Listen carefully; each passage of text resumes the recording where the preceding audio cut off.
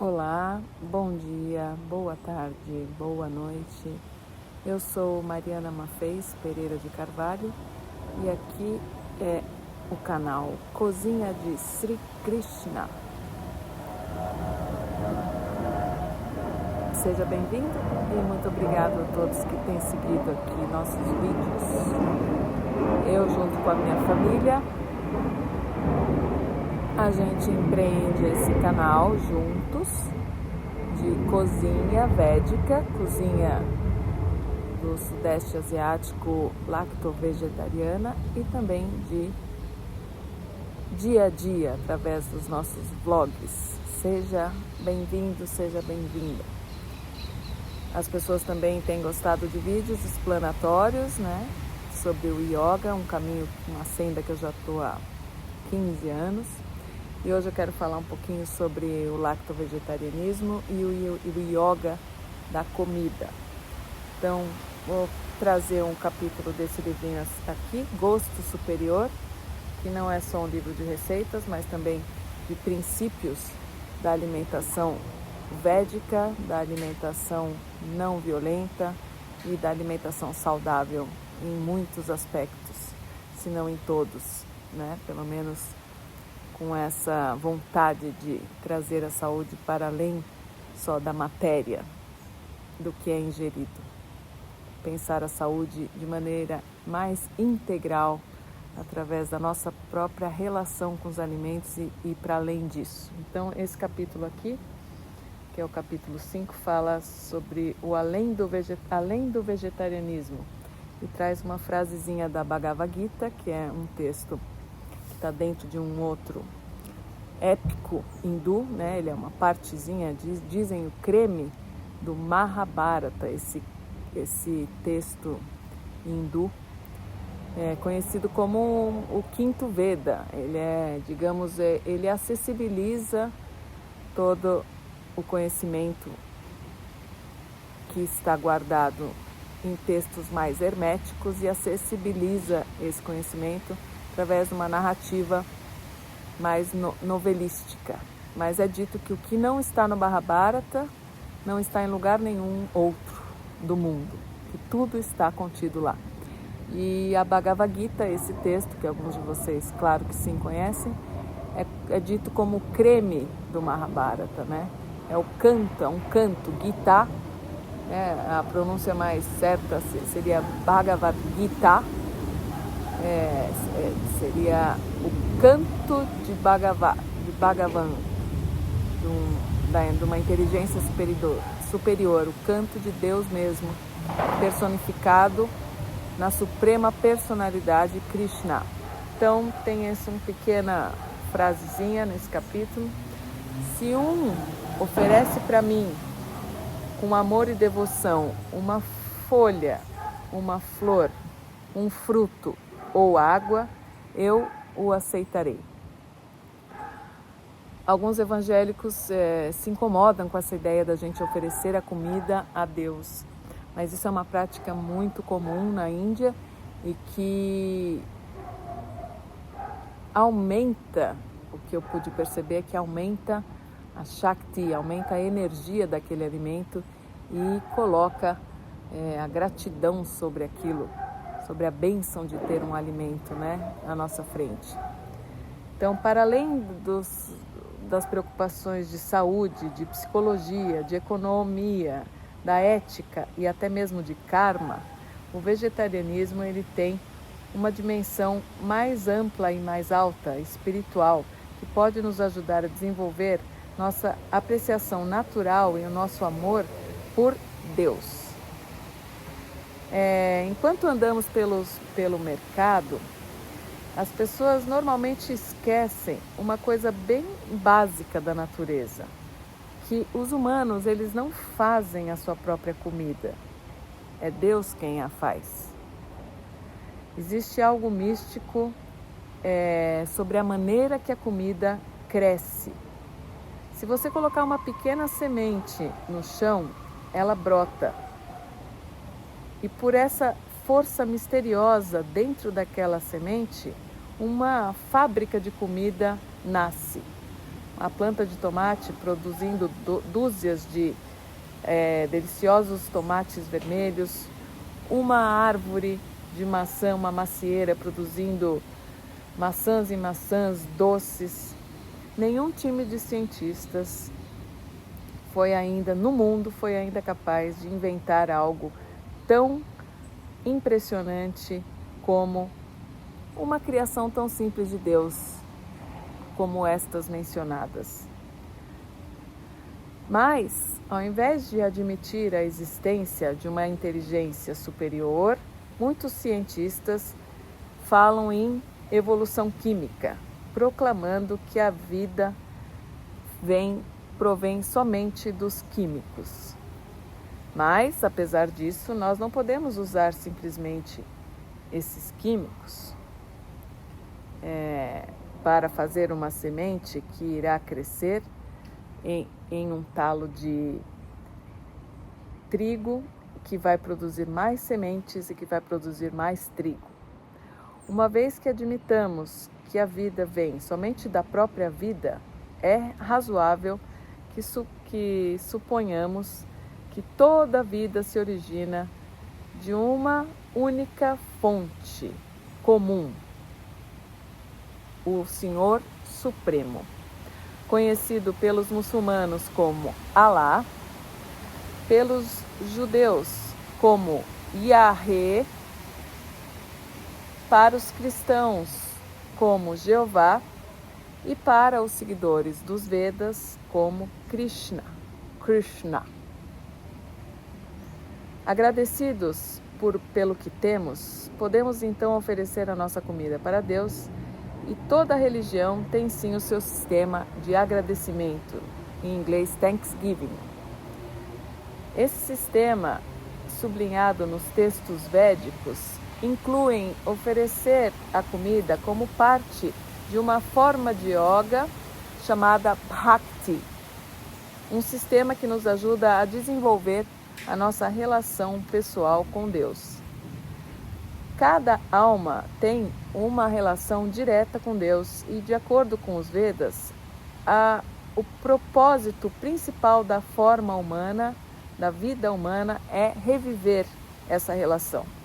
O Srimad Bhagavatam, que é um outro texto muito importante, dito como um texto clássico sânscrito conhecido como o fruto maduro da árvore do conhecimento védico, ele declara que a forma de vida humana, ela dá a uma pessoa a chance de retornar para o mundo espiritual. Então, cada entidade vivente, especialmente aquela que está na forma humana de vida, deve se engajar no serviço devocional ou Bhakti Yoga. O Bhakti Yoga é a forma mais a mais alta forma de yoga.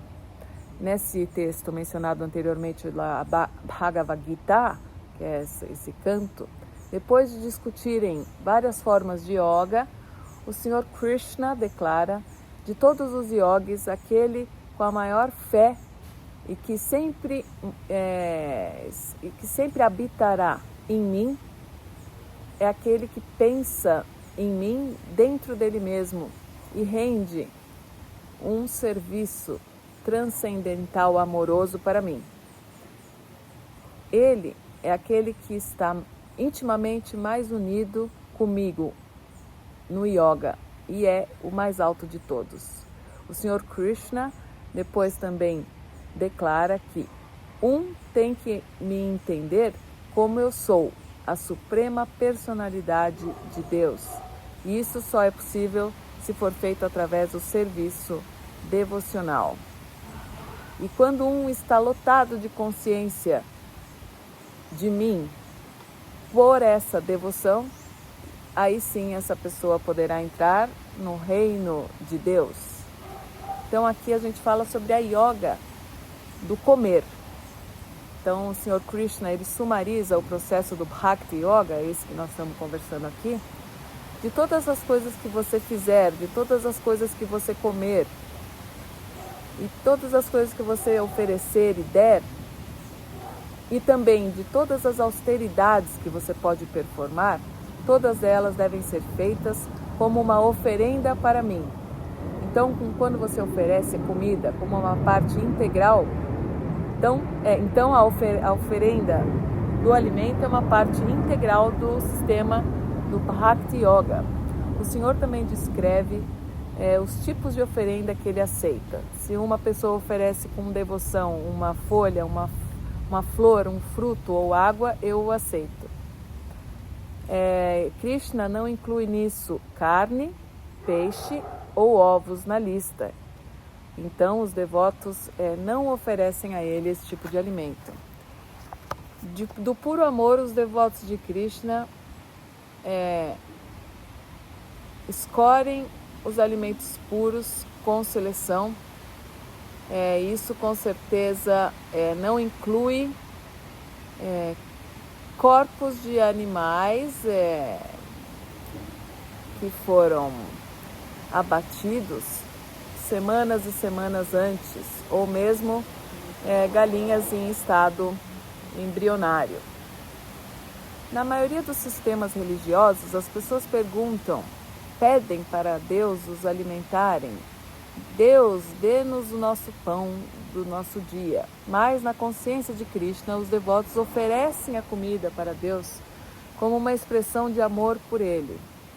E mesmo em tratos ordinários, as comidas são preparadas para outros para mostrar afeição.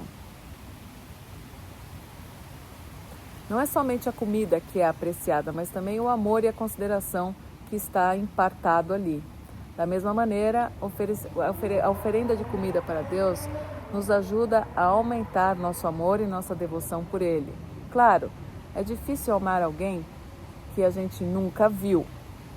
Fortunadamente, as escrituras védicas, únicas nesse sentido, descrevem as características pessoais de Deus em detalhes.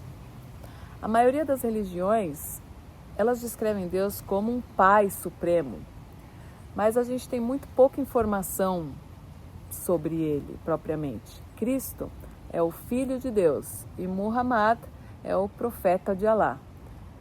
E sabemos bastante deles, mas de Deus, Ele mesmo, ele aparece somente indiretamente como uma voz dos céus ou um arbusto que queima. Apesar dessa falta de informação, Deus tem todos os atributos de uma personalidade, inclusive de uma forma distinta e aparência, e de todos os poderes e habilidades que seus sentidos proporcionam. Se isso é surpresa, você poderia perguntar-se que tipo de suposição lógica é essa de que as criaturas têm sentidos, forma e atributos, mas e que o nosso Criador não os teria? É possível as criaturas surpassarem, serem superiores nisso que o próprio Criador? Você já se perguntou isso? Se nós temos formas distintas e personalidades diferentes, e Deus não as tem, nós seríamos então superiores a Ele nesse aspecto. Se somos pessoas, se Deus é uma pessoa, a pessoa suprema, Ele tem uma forma espiritual muito poderosa, infinitesimal.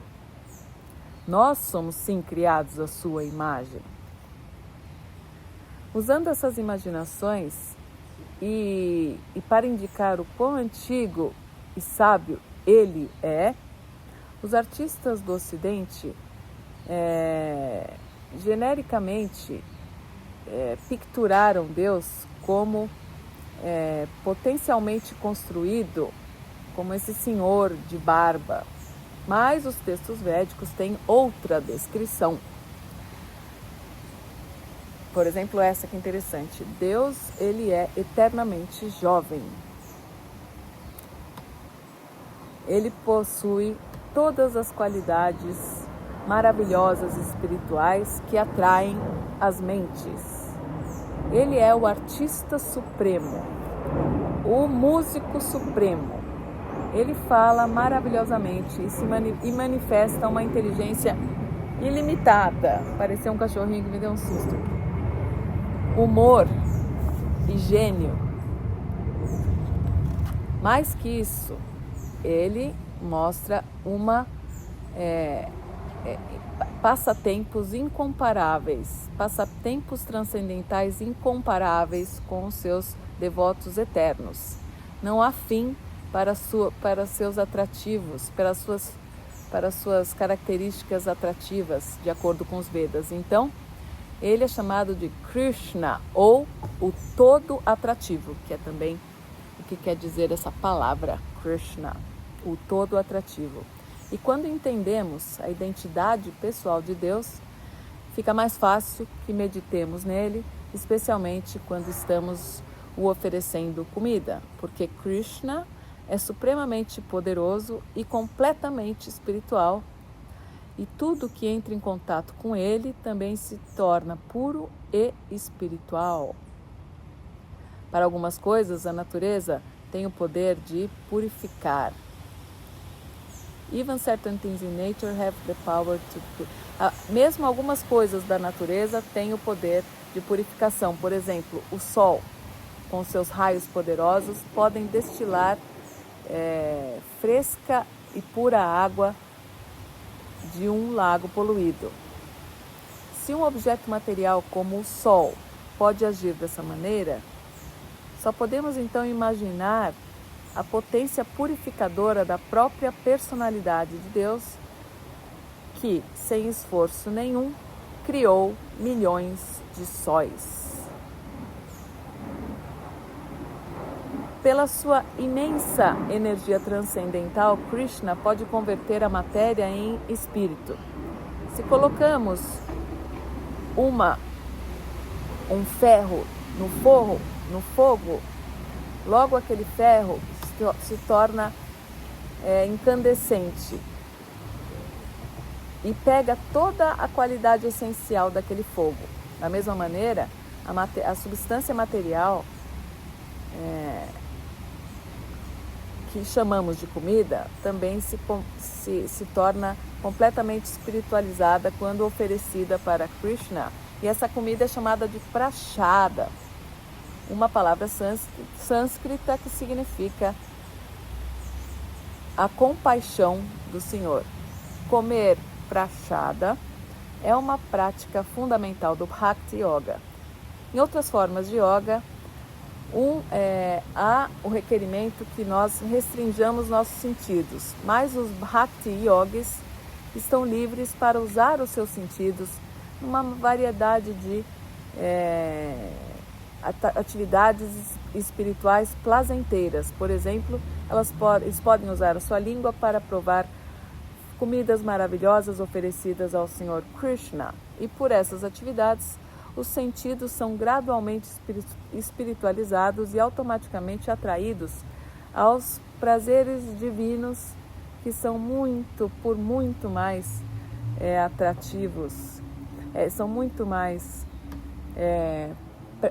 plazenteiros do que qualquer coisa da experiência material nossa aqui na Terra.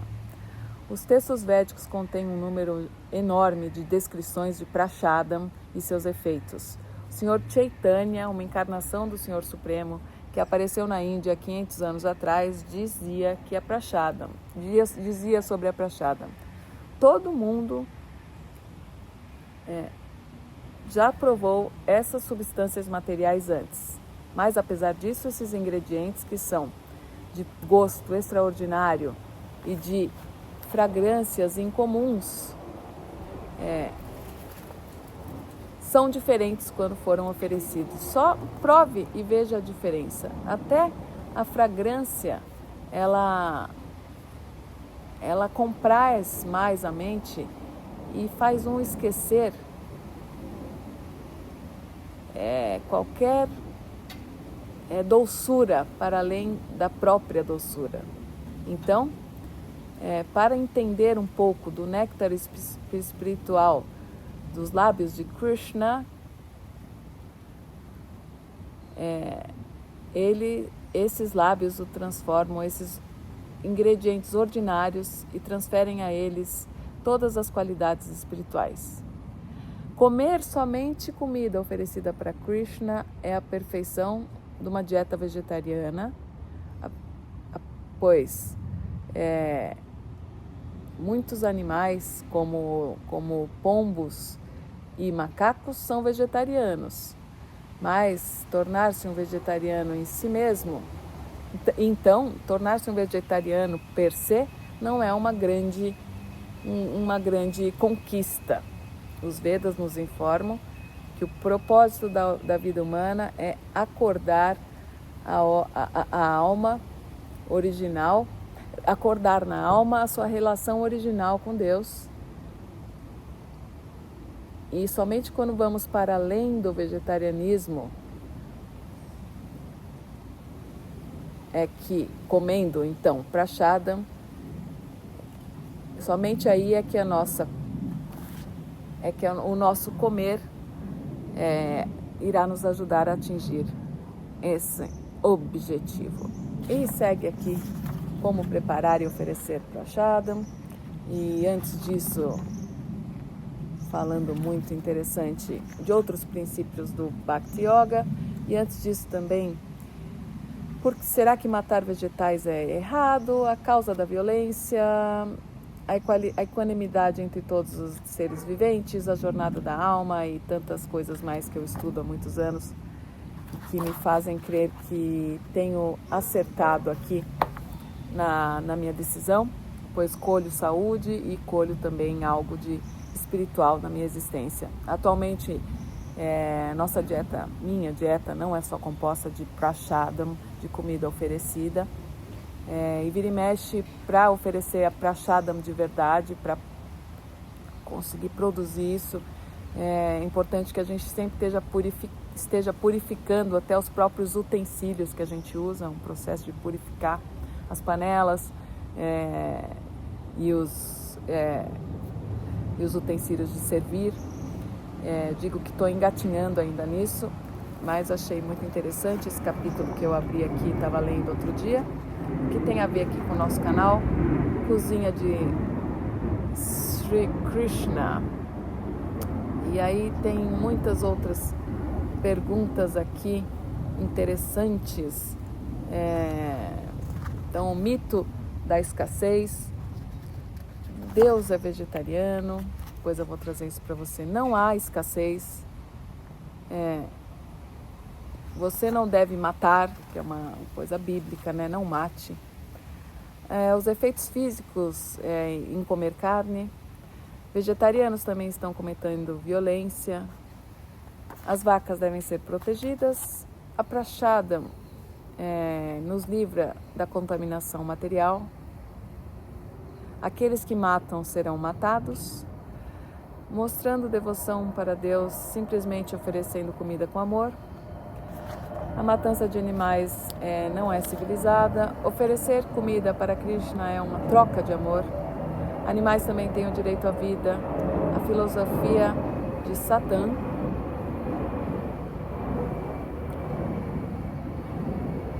Os animais têm alma. O perigo da fome. E seguindo mais, o que vocês acham? Meio pesado, né? Mas aqui demorou, essa página é 66, então ele já trabalha bastante para chegar nesse ponto. Enfim, espero que seja do agrado aí de vocês e logo a gente volta com mais receitinhas védicas para o nosso Cozinha de Sri Krishna. Sejam sempre bem-vindos.